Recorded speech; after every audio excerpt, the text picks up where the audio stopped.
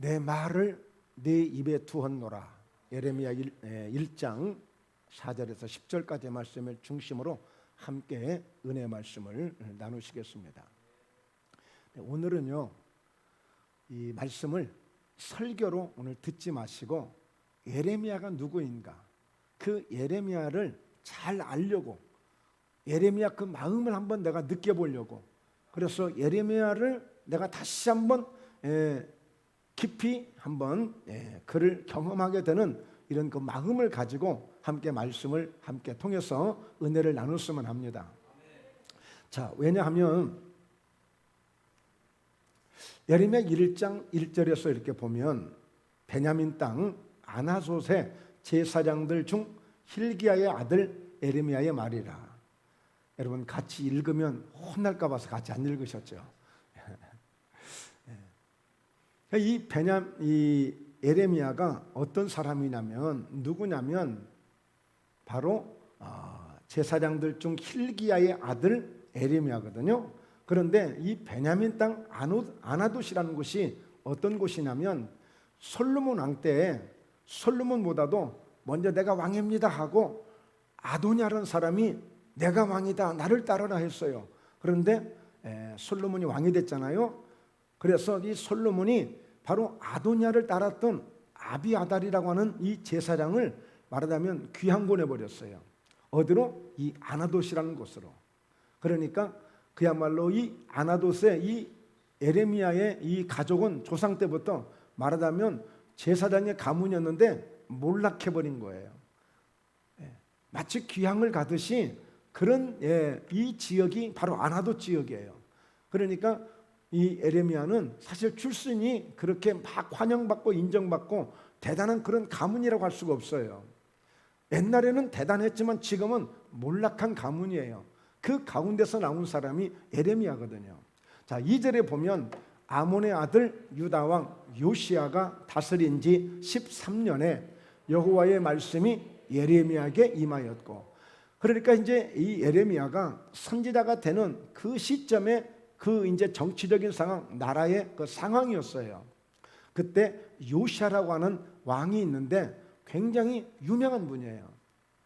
31년 정도의 왕을 하게 됐는데 바로 이 요시야 왕은요 8살 때 왕이 됐어요.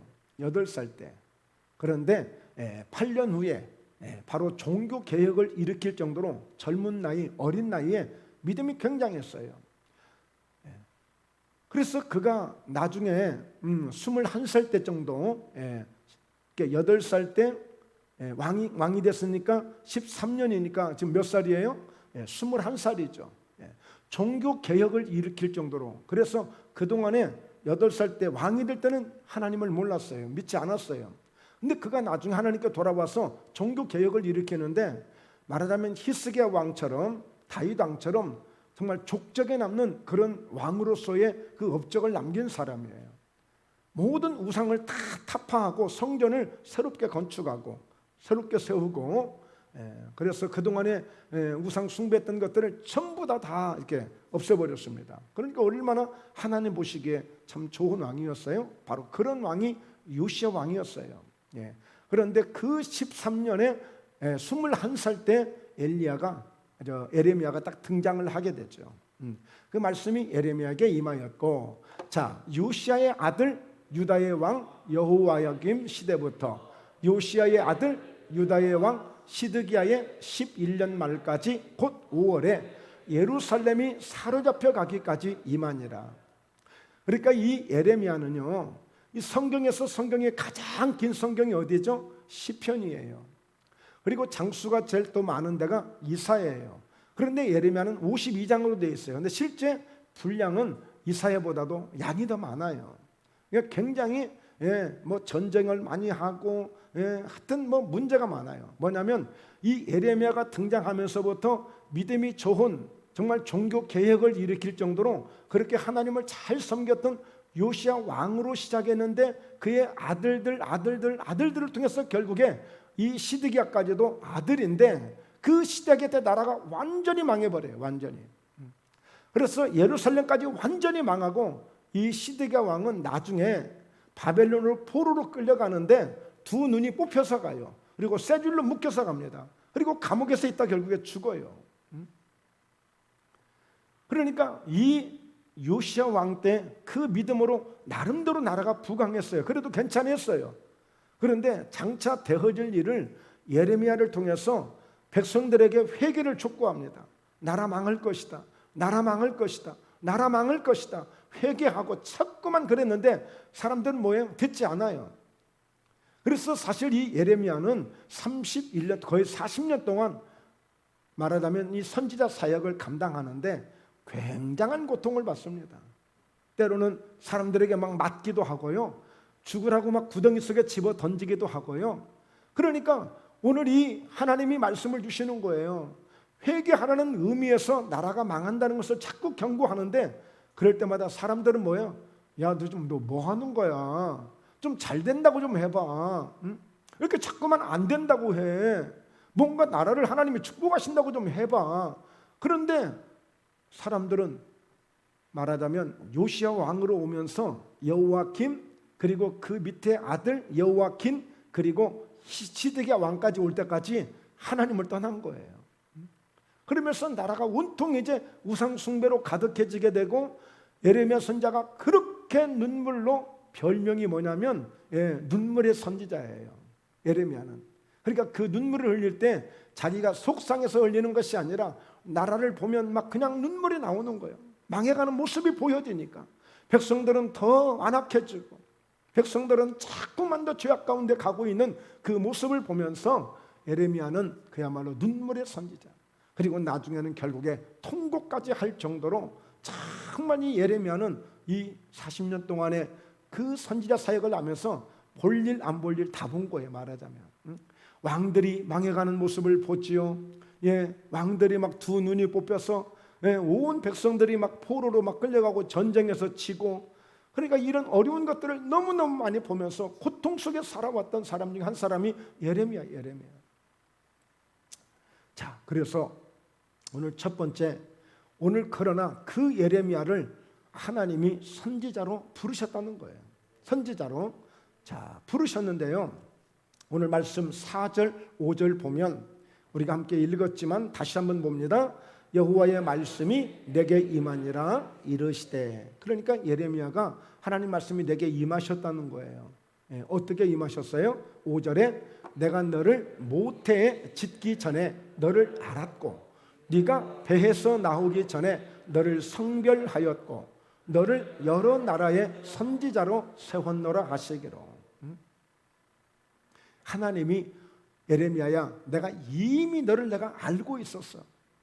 그런데 언제부터 알고 있었다고요?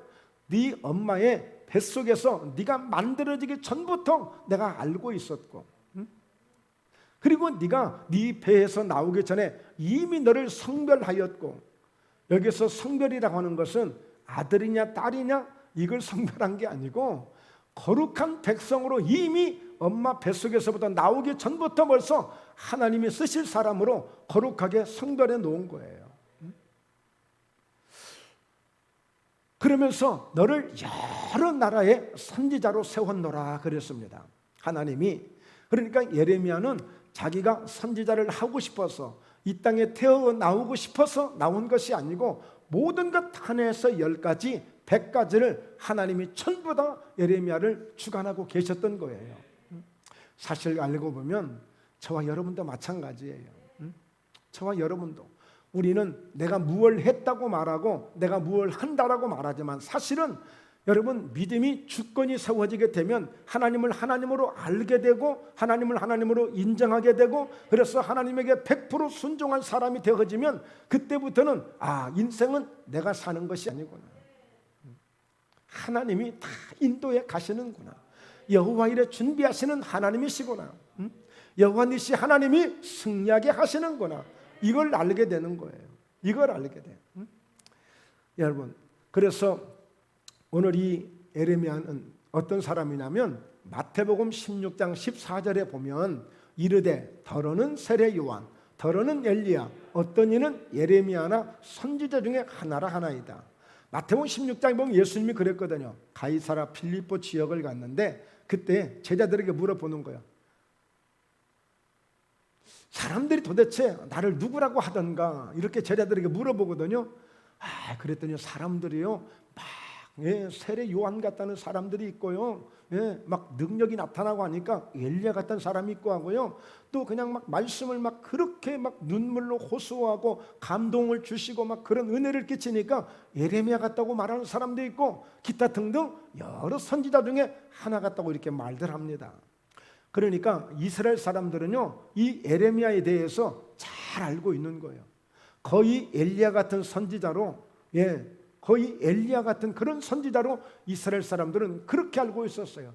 예수님이 오셔서 복음을 전하시고 말씀을 전하시고 하나님의 영광을 나타내는 그 모습을 보면서 사람들이 꼭 엘리야를 보는 것 같은, 예레미야를 보는 것 같은 바로 이런 모습들을 경험하게 된 거예요. 그러니까 이 예레미야는 굉장한 이스라엘 사람들에게, 이스라엘 백성들에게 큰 감동을 준 사람이고, 그들에게 정말 잊지 못할 그런 인물이 되어진 거예요. 그런 점에서 이 예레미야는 이 시대에 우리에게 너무나도 소중한 사람이에요.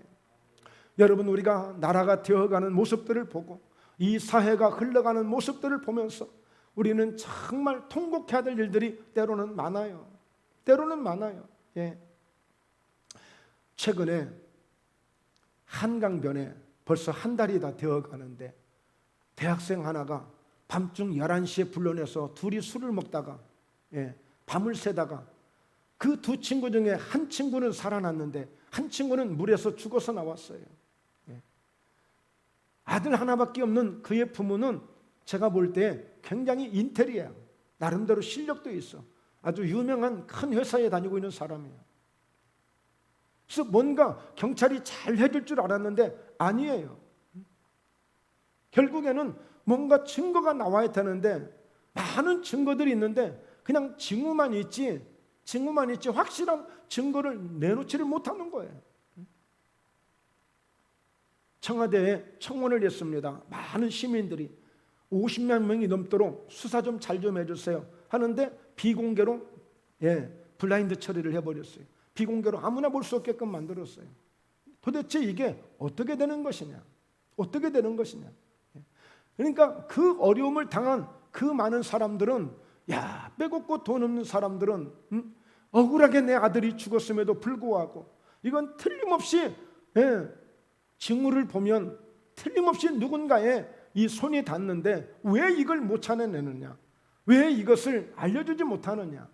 그래서 굉장히 낙심하고, 심지어는 이제는 무섭고 두렵기까지 하다는 거예요. 이게 그냥 유야무야 그냥 묻혀지는 것 같아서 너무 절벽을 느끼는 거예요. 너무 절벽을 느끼는 거예요. 자, 여러분, 이 이스라엘이 이 예레미야 선지자 때, 이 시대 때에 어떤 상황이었느냐면, 옆에는 바벨론이 있었어요.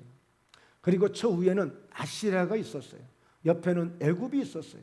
기타 등등 이런 블레셋들, 많은 나라들이 틈틈이 공격해 오는 거예요. 틈틈이 공격해 와요. 그야말로 숨 쉴 겨를이 없어요. 항상 깨어서 준비하지 않으면 안 돼요. 한순간이라도 방심하면 언제 무너질지 몰라요. 그런 상황에 그 모습이 이스라엘이에요. 최근에도 팔레스타인과 그냥 싸움이 붙어가지고 거의 200명 정도의 희생자를 냈습니다. 부상당한 사람도 더 많고요. 언제나 늘 그곳은 하얗고요, 하얗고 언제 어느 순간에 전쟁이 일어날지 모르는 지역이에요. 지금도 그렇다니까. 지금 2600년이 지나갔습니다. 지금 이 예레미야는 우리가 지금 생각했을 때 지금 2600년 전에 지금 이야기를 지금 하고 있는 거예요.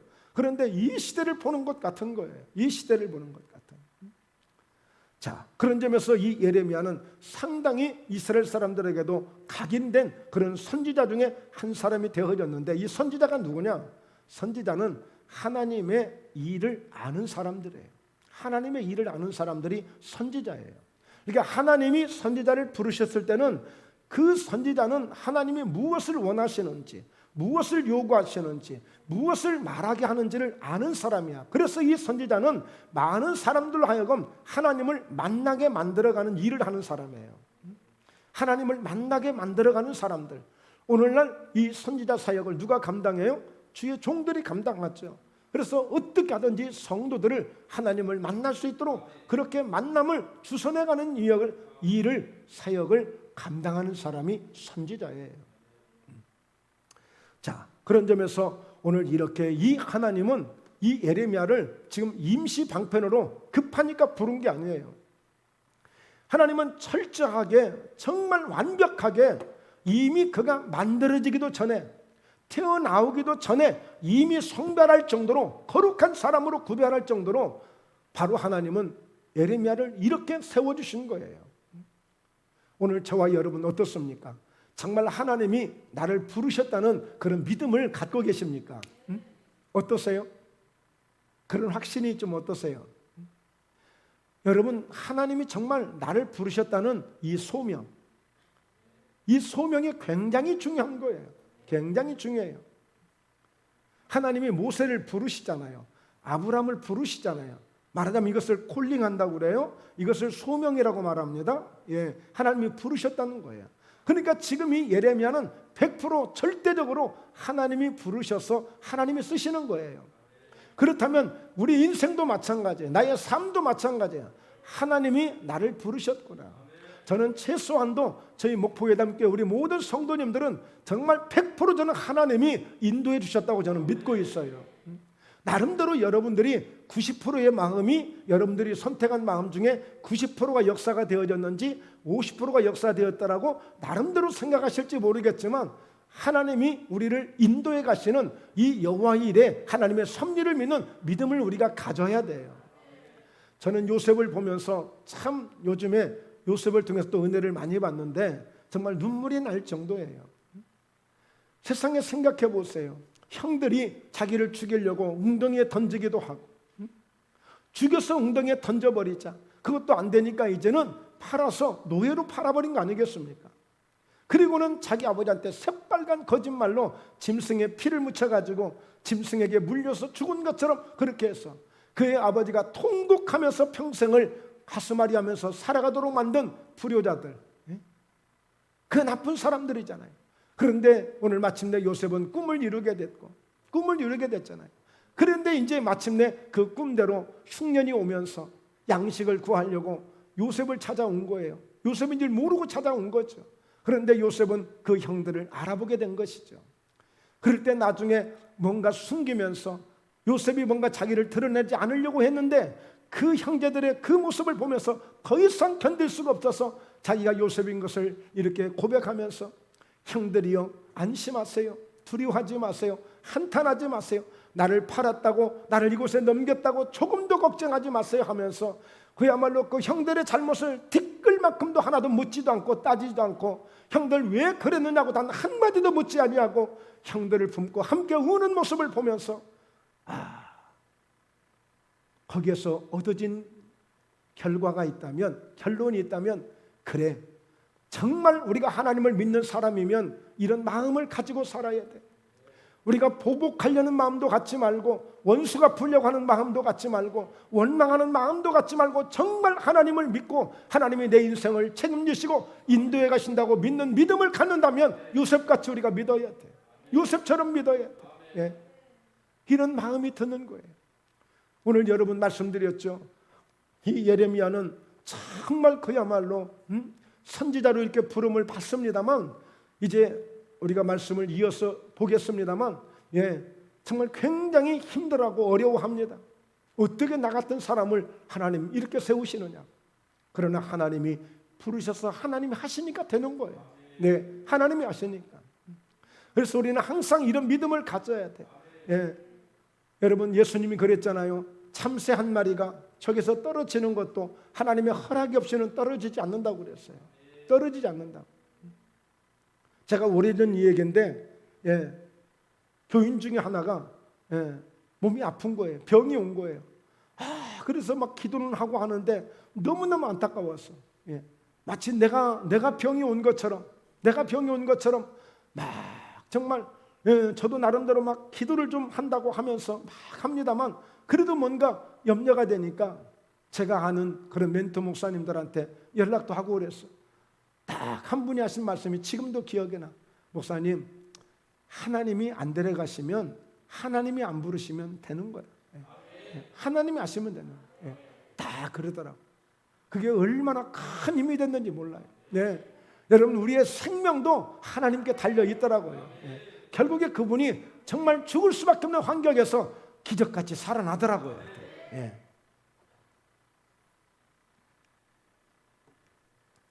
사사기서 13장 7절에 보면 삼손을 하나님이 부르시는 거거든요. 한번 같이 읽어볼까요? 그가 내게 이르기를 보라 네가 임신하여 아들을 낳으리니 이제 포도주와 독주를 마시지 말며 어떤 부정한 것도 먹지 말라. 이 아이는 태에서부터 그가 죽는 날까지 하나님께 바쳐진 나실인이 됨이라 하더이다. 이 삼손의 아버지가 마노아거든요. 그런데 그 마노아의 아내가 임신을 못해. 그래서 하나님 앞에 막 간절히 기도를 했어. 그랬더니 그 아내에게 임신을 하게 하시면서 이 말씀을 주시는 거예요. 이 아이가 태어나게 될 것인데 그는 아예 태어날 때부터 하나님께 바쳐진 나실인이 되기 때문에 철저하게 술도 먹지 못하게 해라. 부정한 것도 먹지 못하게 해라. 그러면서 이 나실인이라는 것은 구별된 사람이에요. 구별된 사람. 그러니까 아예 아이 때부터 마치 사무엘처럼 그렇게 거룩하게 성별하여 하나님이 쓰시는 사람으로 키우라는 거예요. 그래서 삼손이 사사가 된 겁니다. 이렇게 하나님이 예정하신 것이 있어요. 준비하신 것이 있어요. 우리 인생을 그렇게 펼쳐가는 거예요. 이것을 우리가 알 수 있어야 돼. 내가 막 내 힘으로 내 노력으로 사는 것 같지만 하나님이 이미 우리의 나아갈 길을. 그래서 누가 그런 고백을 해요? 욥이 그런 고백하잖아요. 나의 가는 길을 나도 모르지만 오직 나의 가는 길을 그가 아시나니 하나님이 아시나니 나를 이렇게 단련하신 후에는 내가 정금같이 나으리라 라고 하잖아요. 그러니까 여러분 우리의 인생 걱정하지 마시고 하나님께서 내 인생을 내 삶을 이끌어 가신다는 믿음을 갖는 그런 은혜가 있기를 주의 이름으로 축원합니다. 네, 두 번째입니다. 그러면 이 예레미야는 선지자로 부름을 받았으니까 오늘 부름을 받을 때 무엇을 감당해야 되는가 사명이 있을 거 아니에요. 예를 들자면 요나 같은 경우에는 많은 일을 하지 않았어요. 요나서를 보면 1장 4장까지밖에 없는데 이 같은 선지자지만 많은 일 하지 않고 딱 한 가지였어요. 그건 뭐예요?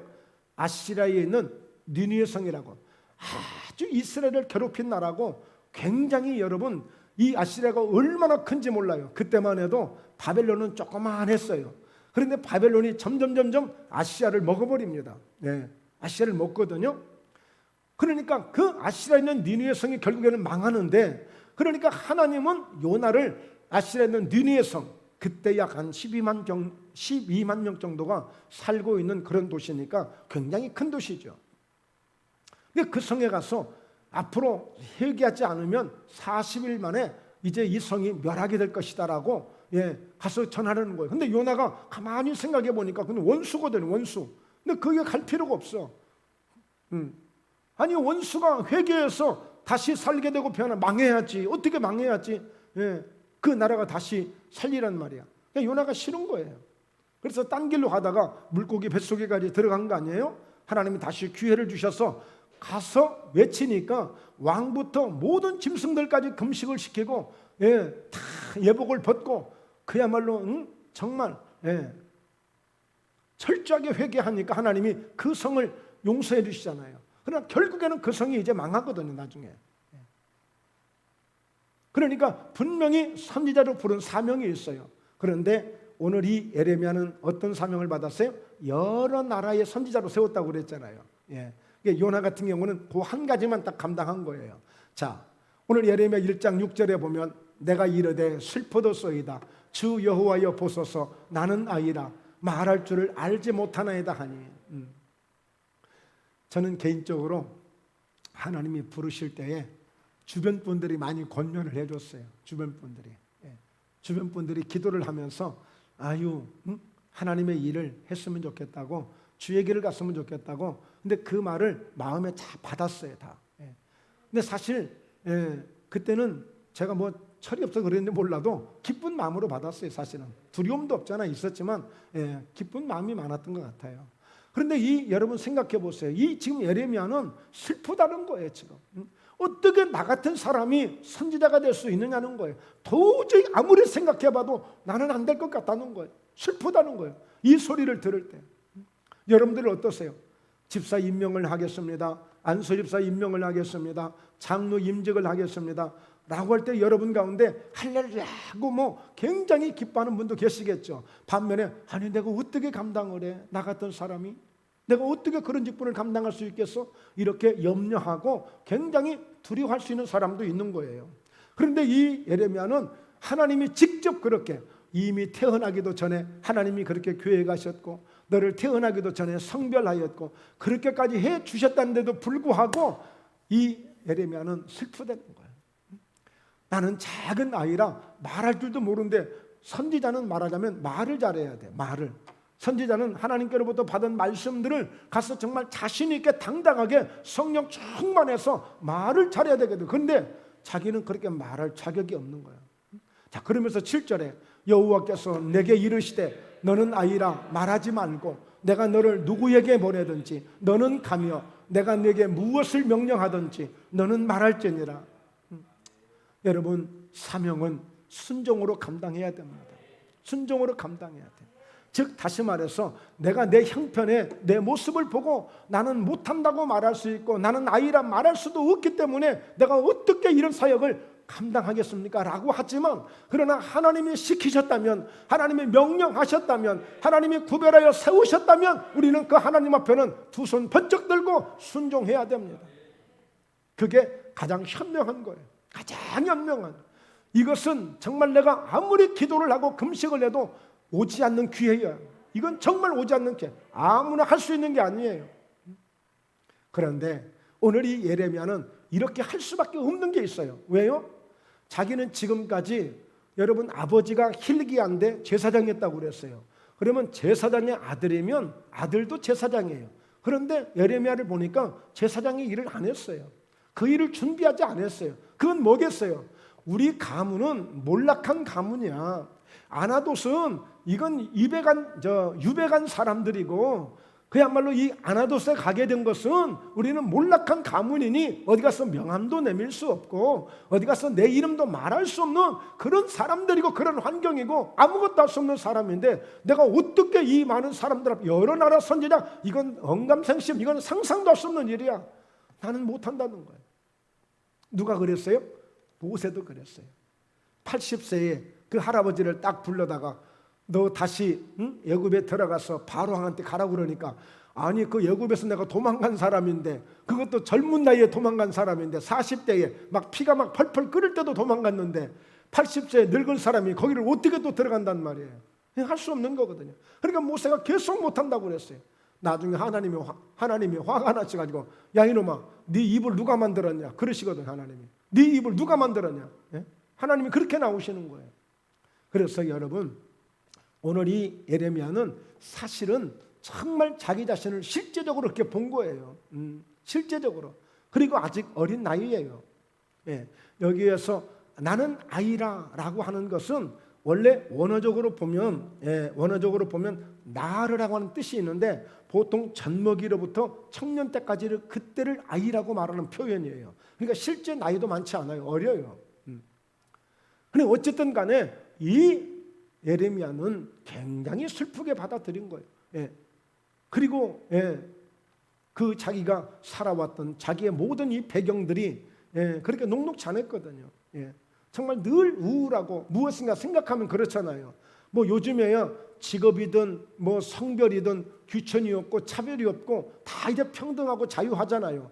그러나 과거에 뭐 양반 시절이 있고 상놈 시절이 있고 뭐 이런 뭐 그 시절 속에는 뭔가 신분이 안 좋으면 굉장히 주눅들어 살 수밖에 없는 거 아니겠습니까? 이 아나돗이라고 하는 이 지역 자체가 그야말로 따돌림 받고 차별받는 것이라니까요. 어느 도시에서는 그 길 하나 차이에 아파트 뭐 임대 아파트냐 분양 아파트냐 그것 가지고도 얘들이 벌써 이렇게 사람들을 구분한다는데, 그 정도 가지고도. 그러니까 여러분, 이 아나돗 지역은 그야말로 내세울 수 없는 지역이란 말이에요. 거기 출신이에요. 그런데 어디 가서 내가 선지자라고 당당하게 사람 앞에 설 수 있겠냐는 거예요. 슬프다는 거, 슬프다는 거예요. 나는 말할 줄을 모릅니다. 그랬더니 하나님 어떻게 말씀하셨다고요? 내게 이르시되 너는 아이라 말하지 말라 그랬어요. 아이라 말하지 말라. 그냥 하나님이 누구신데, 하나님이 어떤 분인데, 하나님이 어떤 분인데 하나님이 부르셨을 때는 하나님이 쓰시는 것이고 하나님이 쓰시려니까 하나님이 책임지시는 것이고 하나님이 책임지시려니까 능력을 주시는 것이고 하나님이 능력을 주시니까 되는 거예요. 되는 거예요. 그러면서 내가 너를 누구에게 보내든지 너는 가야 돼.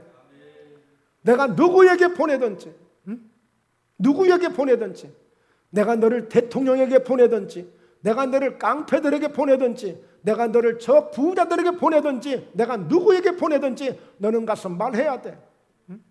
그리고 너는 가며 그랬어. 네가 싫고 네가 결정하는 거 아니야. 내가 명령하면 내가 말하면 너는 그냥 가는 거야. 너는 가는 거야. 그리고 내가 너에게 무엇을 명령하든지 너는 해야 돼. 네가 할 수 없다는 것은 아무것도 없어. 너의 선택은 네가 할 수 있는 모든 선택은 100% 다 내게 있어. 하나님께 있는 거야. 너는 그냥 그 선택을 당하기만 하면 돼. 너는 그 선택을 감당하기만 하면 되는 거야. 그러면서 너는 말할지니라. 말하라는 거예요. 말하라는 거예요. 말하자면 선지자가 이 정도는 돼야 되겠죠. 또 이렇게 해야 되는 것이 선지자의 사역이에요. 이렇게 해야 되는 것이. 그러나 요즘 선지자들은 이렇게 못하죠. 왜? 너무 연약한 그런 마음을 알기 때문에, 힘들어하는 것을 알기 때문에 어쩔 때는 정말 해주고 싶은 말이 있지만 기다릴 때가 있어요. 참을 때가 있어요. 오늘 우리 이미숙 집사님 죄송합니다. 그리고 정말 기쁘고 감사합니다. 눈물이 나려고 그래. 내가 전화를 들었다 놨다 한 적이 한두 번이 아니야. 한두 번이 아니야. 달려갈까? 그러면 또 어떻게 달려갈까? 어떻게 찾아갈까? 최고 좋은 선물을 좀 하나 사서 가져갈까? 어떻게 갈까? 별 생각을 다 했어. 혼자 고민만 많이 했어. 정말 고민 많이 했어. 이렇게 뵙게 되니까 정말 눈물이 나오려고 그래. 너무 감사해요. 여러분 기다려주는 거야. 참을 때가 많아. 기다려야 할 때가 많아. 그러나 이 예레미야는 그렇게 사명받지 않았어요. 하나님이 말씀하시면 너는 무엇이든 누구에게든지 가야 되고 너는 어디든지 가야 되고 내가 무엇을 명령하든지 너는 해야 되고 너는 누구를 만나든지 당당하게 내가 해야 될 말을 너는 당장에 뺨을 맞더라도 욕을 먹을더라도 너는 해야 된다는 거예요. 이게 예레미야 선지자가 하나님께로부터 이렇게 오더를 받는 거예요. 지금 사명을 받는 거예요.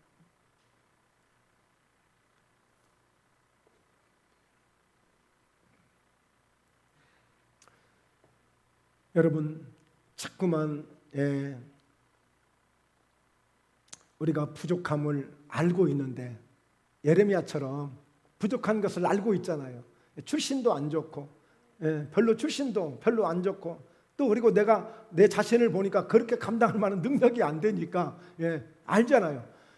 그런데 하나님이 그런 것을 아시면서도 우리를 부르셨으니 이게 하나님의 은혜라는 거예요. 이게 하나님의 은혜. 이게 하나님의 은혜라. 이미 우리가 태어나기도 전에 이미 성별에서 구별해서 우리를 세워주셨으니 이게 은혜인 거예요. 이게 은혜. 그러니까 사도 바울이 그런 고백을 하는 거예요.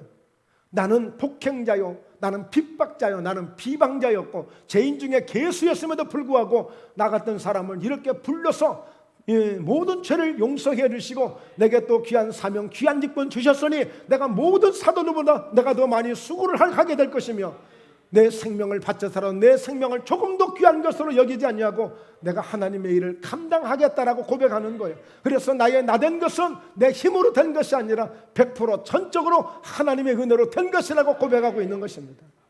사도 바울이 이 하나님의 은혜를 알고 이렇게 하는 거예요. 그래서 여러분 혹시라도 정말 저는 우리 성도님들의 실력을 다 인정해 드리고 싶어요. 정말 여러분의 열심을 다 인정해 드리고 싶어요. 정말이에요. 그런다 할지라도 하나님이 나를 부르셨고 하나님이 나를 연약함에도 불구하고 나를 이렇게 세워주셨으니 하나님 앞에 내가 충성을 다하겠다는 그런 마음을 가지시고 하나님이 나 같은 것을 세워주시고 써주셨으니 이보다 더 큰 영광이 어디 있겠나 싶어서 그 하나님께 영광을 돌리시는 그런 은혜가 있기를 주의 이름으로 축원합니다. 그럴 때 하나님이 더 큰 은혜 주시고 더 큰 능력을 주실 줄로 믿습니다. 세 번째입니다. 오늘 내 입에 주신 여호와의 말씀, 이제 하나님이 다시 한번 에레미야에게 너는 그들 때문에 두려워하지 말라.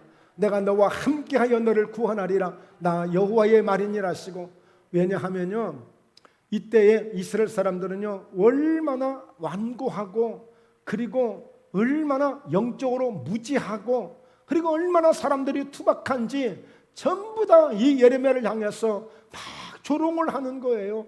욕을 하는 거예요. 때로는 때리기를 하는 거예요. 때로는 구덩이에 던져가지고 죽으라고 갖다 내 던지는 거예요. 왜 그러겠어요? 예레미야는 자꾸만 하나님 주시는 말씀을 누구에게든지 어디를 가든지 무엇을 말하든지 막 그대로만 한 거야. 그랬더니 나라 망한다. 결국 그게 뭐예요? 빨리 회개들 하시오, 그 얘기거든요. 그러니까 사람들이 가장 듣기 싫어하는 게 뭐예요? 회개하라는 소리예요. 그래서 오늘날 교회 설교를 들어보세요. 말씀들을 들어보세요.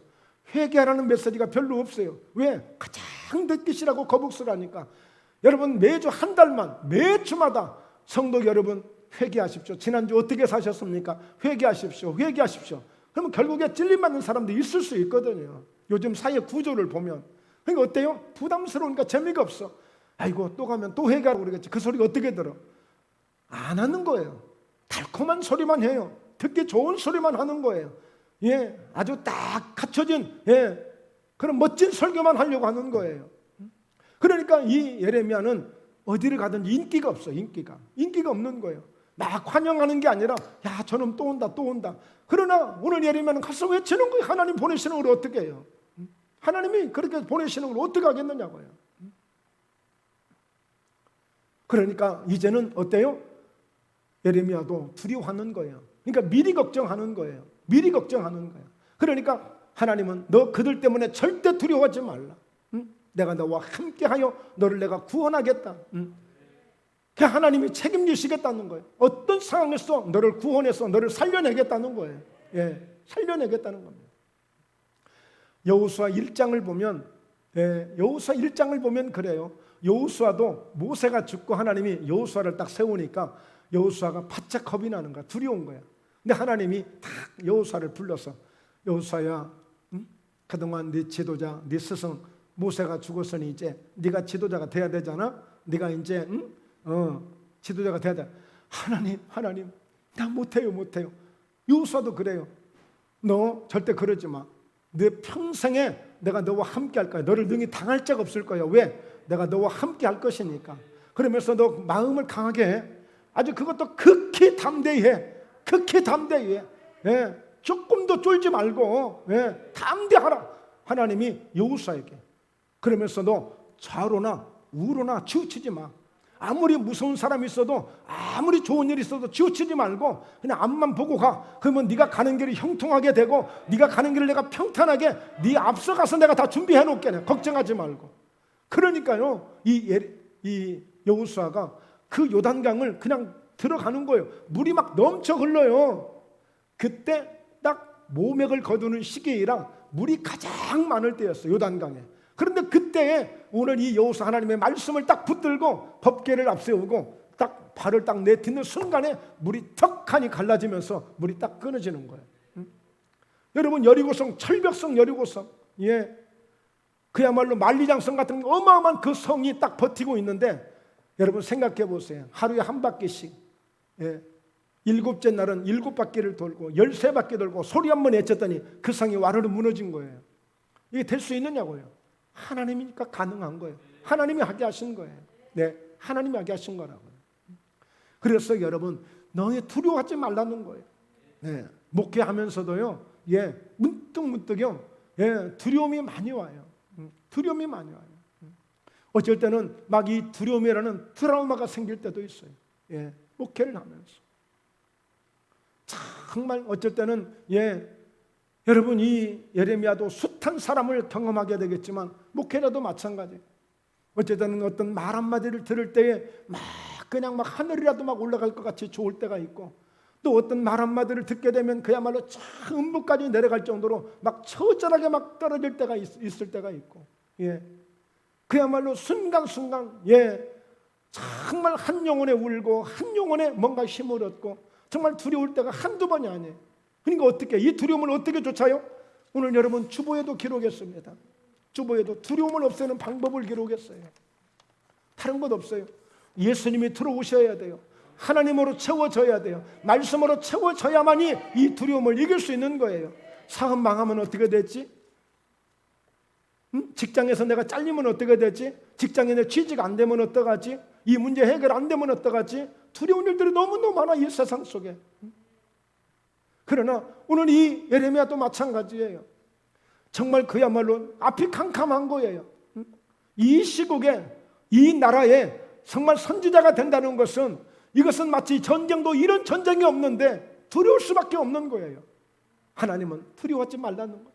내가 너와 함께 할 테니까. 할렐루야. 함께 할 테니까. 한번 고백합시다. 하나님, 저하고 함께 하셔서 감사합니다. 네, 늘 이렇게 고백하십시오. 네, 정말 하나님이 함께 하셔서 여러분의 인생 속에 어떤 두려움이 있을 수 있겠죠. 그러나 그 순간 하나님이 함께 하심으로 두려움은 7길로 떠나갈 줄로 믿습니다. 예. 제가 요새 최근에 목사님 한 분이 정말 자기의, 말하자면 간증이야, 스토리야, 자기 인생에 그동안 그 군대 가기 전부터 아파가지고 지금까지 30몇 년 동안을 아픈 것들을 순간순간 이렇게 쭉 기록을 했는데, 그 두려움이 이루 말할 수가 없다는 거예요. 그 두려움이 순간순간 조금만 아파도 이대로 이제 내가 죽나. 이분은 신장을 이식한 분이에요. 3개월에 한 번씩 가서 검진을 받아요. 3개월에 한 번씩. 그래서 의사가 말해주는 거예요. 3개월 후에 또 봅시다. 그러면 그보다 더 좋은 응답이 없는 거예요. 그보다 더 좋은 소리가 없어요. 이 3개월 있다가 다시 또 올 수 있다는 거. 저도 몇 주 전에 우리 사모님 수술하시고 이제 1년이 지났잖아요. 그래서 현대아산병원 서울에 가서 마지막 CT를 또 찍고 그 의사로부터 소견을 받았는데 5년 후에 봅시다. 그러다 5년 후에. 그 얘기는 뭐예요? 아무 걱정 없으니까 편안하게 사시고 혹시 모르니까 그때는 한번 봅시다. 그런 의미 아니겠어요?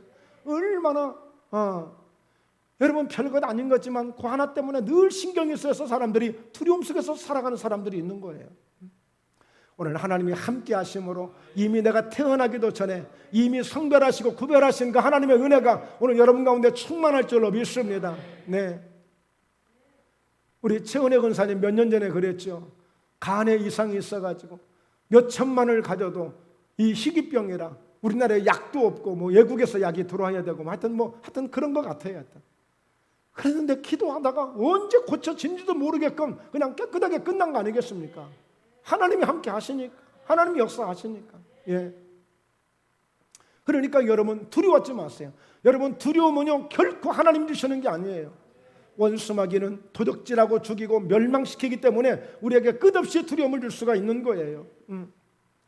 자, 그래서 오늘 1장 9절에 보면 여호와께서 그의 손을 내밀어 내 입에 대시며 여호와께서 내게 이르시되 보라 내가 내 말을 내 입에 두었노라.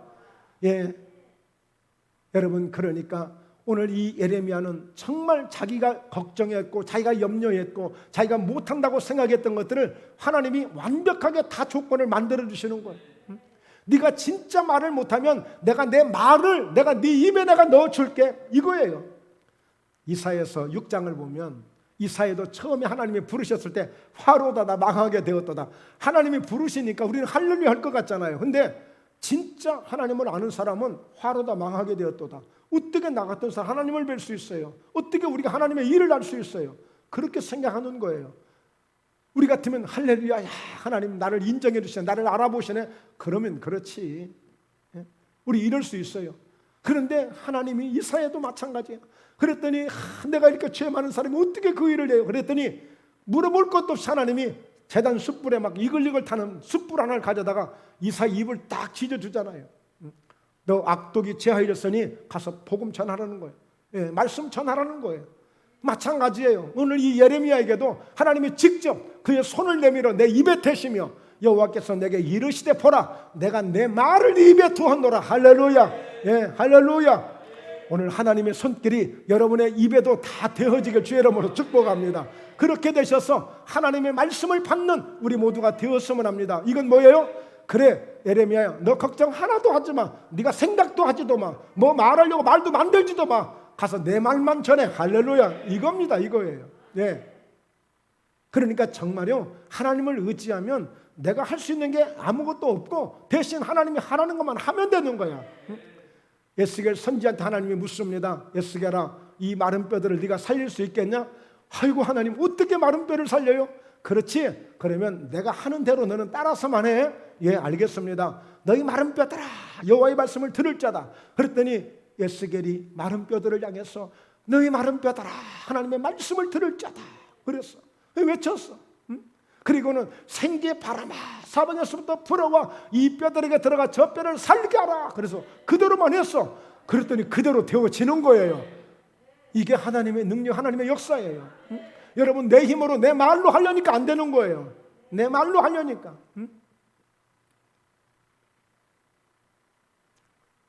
요새 우리 성도님들께 기도를 해드리다 보면 어떤 한 분도 이제 그런 게 있어요. 제가 기도를 안 했던 건 아닌데 전에는 기도가 좀 힘들었어요. 말하자면 역사가 나타나는 역사가 좀 우리말로 표현하자면 팍팍 역사가 나타나야 되는데 역사가 좀 더뎠어. 근데 최근에는 기도를 하니까 역사가 바로바로 이렇게 나타나는 거예요. 바로바로. 예. 어떤 분이 있어야 했던. 예. 그런 모습을 보면서 하나님이 많이 회복해 주시고 많이 역사해 주시는구나. 왜냐하면 저도 절대적으로 하나님을 의지하려고 막 하거든요. 예. 내 말로 해봐야 아무것도 안 되니까 하나님이 주시는, 하나님이 되어주신, 하나님이 두신 그런 말씀을 할 때에 성도들이 은혜도 받고 역사도 있게 될 줄로 믿습니다. 또 그리고 중요한 것은, 정말 저는 이 말씀을 굉장히 중요하게 여기는 것은, 하나님 꼭 저에게도 이 예레미야에게 주신 것처럼 제게도 하나님 말씀을 제 입에 두셔야 됩니다. 왜? 강단에서 선포하는 성도들이 은혜를 받아야 되니까, 성도들이 복을 받아야 되니까, 성도들에게 기적이 일어나야 되니까, 성도들이 잘 돼야 되니까, 목포회담교회가 잘 돼야 되니까 그래야 되잖아요. 예. 왜? 누구나 마찬가지잖아요. 왜? 내 마음으로, 내 생각으로 성도들 잘 되게 하고 싶은 생각이 없는 사람이 어디 있겠어요? 그럼 안 되는 거야. 그래서 뭐라고 얘기해요? 마음은 온유로되 육이 약하도다. 마음은 온유로되 내 육이 약하도다. 그러잖아요. 그러니까 여러분, 우리가 그렇게밖에 말할 수 없어요. 그런데 하나님이 하나님의 말씀을 내 입에 두시게 될 때에 그 말이 나갈 때 역사가 일어나게 될 줄로 믿습니다. 오늘 또 이미 예수 이름으로 오늘 육체 가운데 질병이 치료되고 있습니다. 예, 문제가 해결되고 있습니다. 반드시 좋은 일이 일어납니다. 네, 하나님의 말씀을 통해서 오늘 여러분들이 이 은혜를 받기를 주의 이름으로 축원합니다. 결론적으로 오늘 이 10절을 보면 하나님께서 이루실 비전을 보게 되는데요. 예. 자, 함께 말씀 읽죠. 보라, 내가 오늘 너를 여러 나라와 여러 왕국 위에 세워 내가 그것들을 뽑고 파괴하며 파멸하며 넘어뜨리며 건설하고 심게 하는 일 하시니라. 그러니까 여러분, 다시 한번 우리가 믿으셔야 될 것은, 생각해야 될 것은, 하나님이 에레미야를 모든 나라 위에 선지자로 세웠다는 사실이에요. 그러니까 여러분들도 그런 확신을 가져야 돼. 나를 권사로, 집사로, 장로로, 목사로, 나를 사모로, 나를 성도로 세워주셨다는 이런 확신을, 믿음을 딱 가지셔야 됩니다. 할렐루야. 하나님이 세워주셨다는 이런 긍지를 가지셔야 돼. 최소한도 내가 그래서 하나님의 아들이고 내가 하나님의 딸이라는 것을 믿음으로 내가 그렇게 고백하고 실천하고 그런 믿음을 가지셔야 된다니까요. 예. 하나님이 강조하시는 거예요. 너를 세웠어. 그러니까 너 걱정하지 말고 그것들을 뽑아버리고 파괴시켜버리고 파멸하고 넘어뜨리고, 예, 그리고 어떻게 해요? 마지막은 건설하고 심게 하였느니라. 이게 하나님의 비전이에요.